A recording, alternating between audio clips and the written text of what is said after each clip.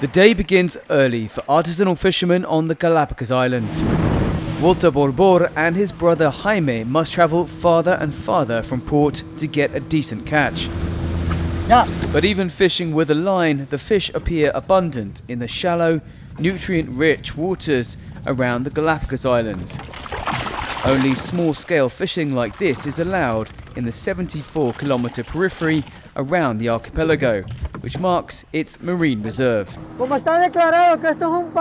This is a World Heritage Site, and we must conserve and protect it. It would be good news if the reserve was expanded. That doesn't mean that fishing will be banned. Even so, the fishermen feel the presence of the larger fishing fleets circling the reserve, especially when they find floating fish aggregating devices or FADs inside the protected waters. Lately, the fish are scarcer. To be honest, there are a lot of industrial fishing boats around the islands, and they are stopping the ocean-going pelagic species from coming into the reserve. They come here to spawn and to feed. Marine biologists say the waters around the islands provide a refuge for an array of migratory ocean-going species, from sharks to turtles. The ocean environment is a key attraction for tourists. There's a marvellous natural world in the Galápagos Islands that perhaps Charles Darwin didn't see, and that is the underwater world. Snorkeling is an activity almost anyone can do around the archipelago's pristine beaches, but that too depends on the health of the surrounding ocean.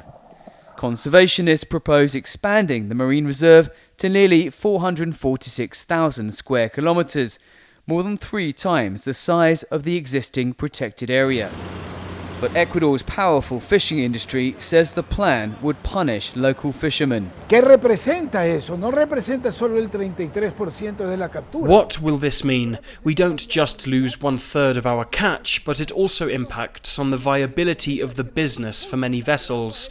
If we are expelled from Ecuadorian waters, we have to look for fishing grounds much further away, using more fuel and catching less fish. Benincasa says the tuna fishing industry is worth $1.3 billion and represents nearly 200,000 jobs.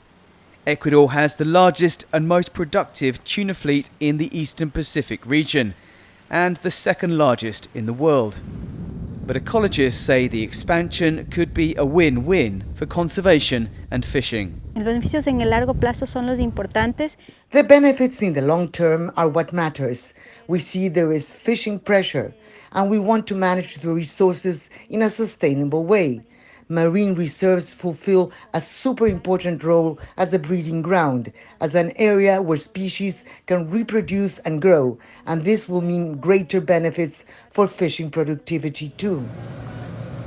Ultimately, the decision lies with outgoing Ecuadorian President Lenín Moreno, who could sign a decree to pass the expansion into law before he leaves office in May. Otherwise, it could face delays. Ecuador has a responsibility to protect the World Heritage Site, says MP Juan Cárdenas. Yo los entiendo, los justifico. I understand the position of the fishermen, but they are not the interests of our nation. But at a time of economic hardship and high unemployment, the fishing industry's view will hold sway. Opinion polls show the majority of Galápagos residents want to expand the reserve, but for now, they'll have to wait and see.